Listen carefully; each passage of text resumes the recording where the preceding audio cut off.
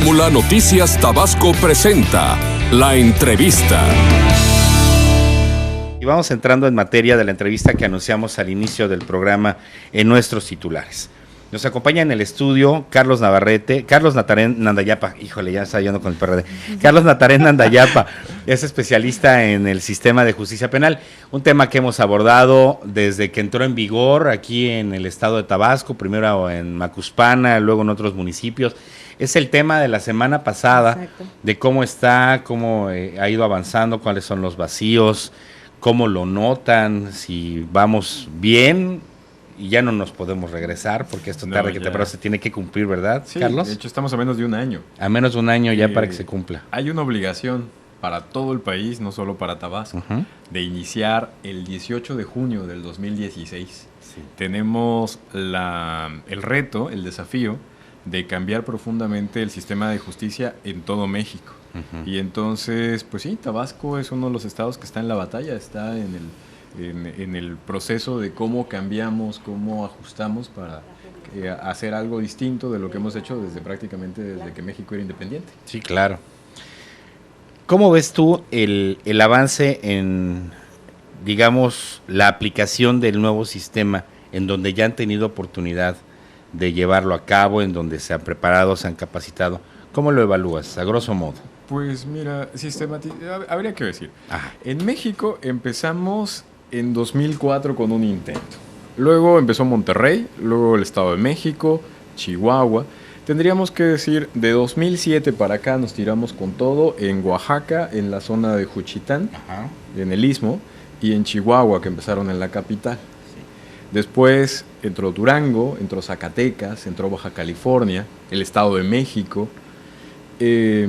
Encuentras a Guanajuato, a Yucatán. Al día de hoy yo creo que más de la mitad de las entidades están en ese proceso. De hecho, en 4 tienes en todo el estado, en 21 entidades tienes por lo menos una ciudad o un territorio. Sí, eso ya son 25 estados. Sí. Y tienes algunos que iban a entrar este año. Yo creo entonces que tienes pues un tema muy de claroscuros, depende en dónde, ¿no? Tienes estados de la República donde las cosas van mejor que en otros, evidentemente. Si hiciéramos un corte y me dijeras, a ver, ¿qué es lo bueno de la reforma hoy? Tendrías, para empezar, indudablemente por donde le veas, mejores defensores públicos. Me queda claro. ¿Por qué? Porque la defensoría pública antes de la reforma estaba abandonada. O cooptada. No, mira, ni siquiera eso, no se les daba la importancia. O sea, al día de hoy si no tengo dinero para pagar un abogado, el Estado me entrega un abogado, me dice, él te va a defender. Pero antes de la reforma, era un señor que tenía 500 asuntos al mes, que le pagaban muy poquito, y entonces, si acaso le daba tiempo a echar una miradita y decir, machote 1, machote 2, nada más. Al día de hoy, tienes un grupo de abogados capacitados, muy aguerridos, no solo aquí en Tabasco, que acá son buenos. Me queda muy claro, por ejemplo, el caso de las defensoras públicas de Chihuahua, son de primerísima y no dejan pasar una. Y entonces, digamos, dentro de lo bueno, dentro de lo que dices, indudablemente hemos mejorado, es el tema de la institución. Hay muchos otros factores, pero digamos, así en concreto te puedo hablar de eso. Problemas, desafíos, hay un montón también. Claro. ¿Y su visita? Sí, ¿vas a hacer una pregunta? Adelante, licenciado. No, iba a comentar que su visita aquí en Tabasco es porque va a participar en la Expo Jurídica 2015. Efectivamente. Es invitado y va a estar ese día que es el día de mañana, sábado 11 de julio, a la 1:30. De 12 a 1:30. De 12 a 1:30. Sí, los muchachos de la universidad me hicieron favor de invitar. El gran desafío para un estudiante de Derecho es ajustarse al cambio. Normalmente a los abogados nos enseñan a hacer las cosas por escrito y ahora a los muchachos les están pidiendo que además de eso traten de adaptarse, argumentar en forma verbal, en forma oral, expresar con claridad lo que están buscando y sobre todo organizarse mejor en juicio. Y en esa lógica, pues es mejor ahorita que están durante el proceso de ser licenciados que cuando ya estén en la calle. Entonces a mí la verdad es que me da mucho gusto que me hayan invitado, yo vine encantado. Perdón, Gabo. El tema que va a presentar son los principios constitucionales del nuevo proceso penal acusatorio y oral en México. Sí, a ver, al día de hoy en el derecho mexicano no se puede hablar más que a partir de los derechos humanos en la Constitución. Y en el artículo 20 constitucional hay un conjunto de principios, 5, que dan margen de cómo te vas a organizar en todo el sistema. La idea de mañana es hablar, por ejemplo, del principio de contradicción y cómo se relaciona con lo que hacen en la audiencia, para romper esa idea de que los principios son una imagen abstracta, así que están como la nube allá lejos y que están bonitas, pero que le puedes mirar qué forma tiene, pero nada más. La idea es que los principios te sirven durante el momento procesal concreto en que estás frente a juez como abogado, como ministerio público, como abogado defensor. Esa es la... Ya hablamos del papel de los defensores del Estado, los defensores de oficio. Pero ¿qué hay de las demás figuras? Y me queda claro que el papel de los defensores de oficio ha crecido, porque a la postre han salido imputados o presuntos delincuentes, por diversos delitos han salido libres, porque no se ha documentado bien la acusación, etcétera. Sucedió en Macuspana, en el caso de un presunto violador, incluso en Centro, con un presunto asaltante, aunque no ha entrado en vigor en Centro, pero por el ordenamiento que les pide ya el juzgado federal o por el amparo, pues de repente aplican también el sistema, digamos, a priori. ¿Qué hay de las demás figuras que se encuentran alrededor de este sistema? Del policía, del juez, del ministerio. Y todos los demás, estos no son imputados, estos son implicados, los presuntos implicados. Son sujetos. Mira, a ver. Todo surge dentro de algo que acabas de mencionar y que yo creo que es muy importante. La pregunta es, ¿para qué queremos el proceso penal? ¿Para qué nos debe de servir? Hasta antes de la reforma, el proceso servía para que el Estado aplicara la fuerza, para que castigara. Sin preguntar, ¿no? Y la idea es que si te acusan, te deben castigar y luego vemos, ¿no? Al estilo casi de castiga y luego vemos qué pasa, ¿no? El problema es que no hay nadie que tenga una especie de papelito que le diga, a mí jamás me van a acusar. Manejas, estás en la calle, y entonces, justo cuando es tu primo o tu hermano el acusado, entonces quieres que tenga derechos. Ay, sí. Entonces, el esquema ahorita es tratar de cambiar que el proceso penal no solo le sirva al Estado para castigar, sino que nos sirva a los ciudadanos para resolver conflictos. Para hacer eso, tenemos que hacer varios cambios. Entre esos, por ejemplo, aceptar que la cárcel no es el resultado en automático de todo proceso penal. Primero te detengo y vas a la cárcel. Sí, ya luego averiguamos. Ahora no, ya se invirtió. Ahora la idea es averigüemos y luego, si te puedes ir a la cárcel, si te mereces. Es que el proceso debe servir para dos cosas. Para castigar a los delincuentes, sí. Indudablemente el proceso penal tiene que ser eficaz y tiene que sancionar a quien es un delincuente. Pero también tiene que dar posibilidades de aquella persona a que lo acusaron sin fundamentos de defenderse. El problema es el equilibrio, y como nos pasa aquí en México, nos vamos a veces en un péndulo. A veces era sin derechos y ahora todos los derechos. La verdad es que no es así. Se trata de buscar un equilibrio entre el derecho del imputado y el derecho de la víctima. Hay otra situación. El mismo encargado de la Comisión para la Implementación del Sistema de Justicia en Tabasco reconoce que es un sistema moderno, digamos, o nuevo para nosotros, pero la infraestructura y todo lo que está alrededor está retrasado. No sé si es como meterle turbocina a un bocho. A ver, y todo sale porque que me preguntabas por los sujetos. Es que, a ver, si el Ministerio Público está acostumbrado a que su investigación gira en torno a una confesión, pues se la pones muy fácil. Si a partir de ahora le dices volada, solo, ¿no? Sí, claro, porque entonces basta con que él no mire y ya llegue dispuesto a confesarse por alguna extraña razón, ¿no? Para decir yo fui.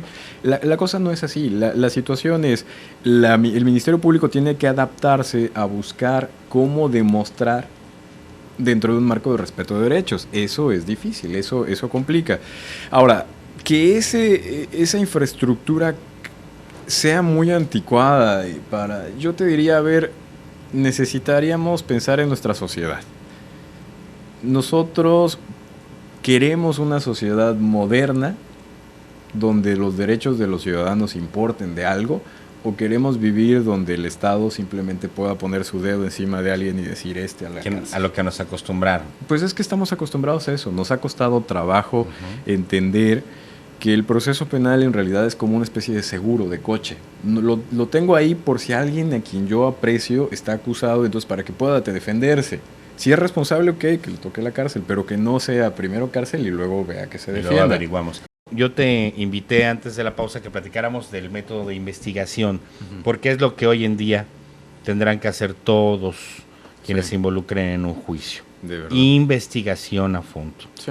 Ya no hay aquello de que se quemó un carro y llegue el bombero y luego le aplique el agua, porque entonces te acabas las pistas, como sucedió con un alcalde que lamentablemente falleció aquí en Tabasco incendiado. Entonces lo primero que hicieron fue borrar todas las evidencias Caramba. con el agua del bombero, ¿no? Y era pues un homicidio, porque así fue, no era un incendio, era un homicidio. Entonces, ¿cómo estamos en materia de investigación? ¿Cómo lo ves tú? Bueno, como tú lo has dicho, el sistema tiene dos piernas al día de hoy. Uno es la defensa de verdad y otro es la investigación. Y lo que hagas en investigación se va a revisar en audiencia, en una audiencia contradictoria, por lo tanto se va a medir qué tan bien está hecho.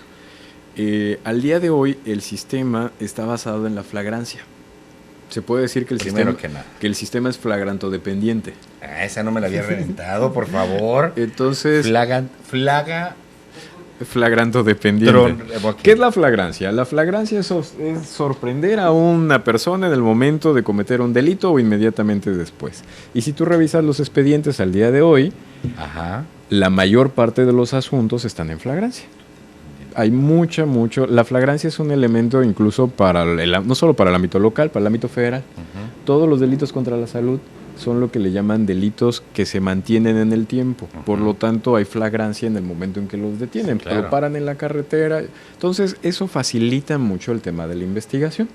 Ahora bien, la reforma reduce los esquemas de flagrancia. Ya no hay lo que llaman flagrancia equiparada, que permitía hasta 72 horas en algunos estados después del momento en que se cometían los hechos, detener a una persona por una especie de flagrancia, una equiparación. Entonces, ahora tenemos investigación de verdad, necesidad de investigar de verdad. Y sobre todo, esa investigación va a ser medida en audiencia de juicio, con lo cual, ¿quién gana en importancia? 1, el policía municipal, el primero que llega. 2, el perito. Y 3, el Ministerio Público que sepa de verdad derecho. Y hay muchos que antes les gustaba estudiar teoría del delito, pero como hobby, porque no lo necesitaban en estricto sentido, y ahora sí. ¿Qué hemos hecho para mejorar el tema de la investigación? Bueno, lo primero que empezaron a trabajar, y en ese proceso se ha construido bastante, es el tema de los protocolos de investigación. Al día de hoy se han elaborado una especie de manual de cómo investigar según delitos. Entonces tienes protocolo de investigación de homicidio, protocolo de investigación de robo, protocolo de investigación de delitos contra la salud. El INACIPE y la CETEC a nivel nacional han impulsado mucho el tema. Este tema de protocolos también se traslada al cómo la policía tiene que comportarse cuando llega al lugar de los hechos. Esa parte que es clave en la investigación, como tú dices, para no desaparecer las huellas, es uno de los elementos importantes. Antes no lo había y ahora a todos los policías les empiezan a explicar. Y eso tenía que combinarse con una cuestión más, los periodistas. Sí, por supuesto. ¿Cómo interpretamos? ¿Cómo entendemos este tema? Y cómo se deben de comportar cuando llegan al lugar de los hechos al mismo tiempo o inmediatamente después de un hecho que parece delito, ¿no? Sí, porque además, si no está ¿qué le llaman? Cadena de custodia, si no están los cordones, de repente puede ser que alguien, y hoy que hay muchos periodistas, y lo digo por lo siguiente, hoy que hay muchos periodistas ciudadanos y urbanos, unos responsables, otros demasiado irresponsables, pues imagínate que te afecten el área de investigación. Porque ahora con el smartphone o con la tablet, cualquiera se vuelve reportero. Sí, eso es una ventaja si se pudiera aprovechar. Es una ventaja y una desventaja, ¿no? Si porque hay mucho infeliz corriendo rumores y cosas que no son ciertas. Y es cierto. Un helicóptero está sobrevolando Villahermosa.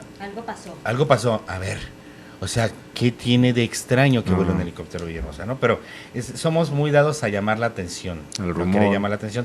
¿Cómo prepararnos ante estas cosas, ante estas situaciones? Pues yo creo que, por un lado, hay que entender que el proceso penal todavía se está construyendo. Vamos a tener un proceso de adaptación todos, en el cual nos acostumbraremos a entender el proceso como una especie de herramienta para solucionar conflictos. Me peleé con mi vecino, el proceso puede servir si me lleva a la mediación.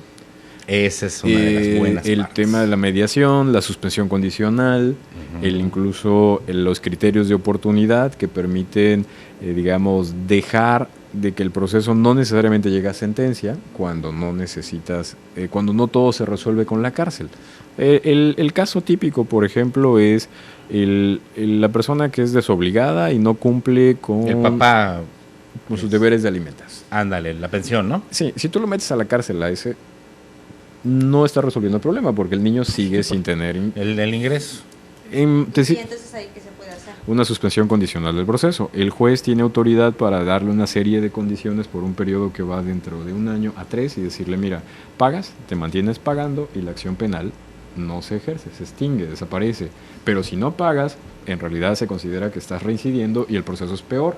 Por lo tanto, mejor, más vale que lleguemos a un acuerdo y pagas lo que no has pagado y mantente pagando en un periodo de 2 años siguientes o 3 años. Y la situación entonces, utilizamos la amenaza del proceso penal a favor del menor. Una medida precautoria. Donde si lo metes a la cárcel a una persona va a tener más gastos, menos va a pagarle al niño y en ese sentido pues la sociedad pierde en general.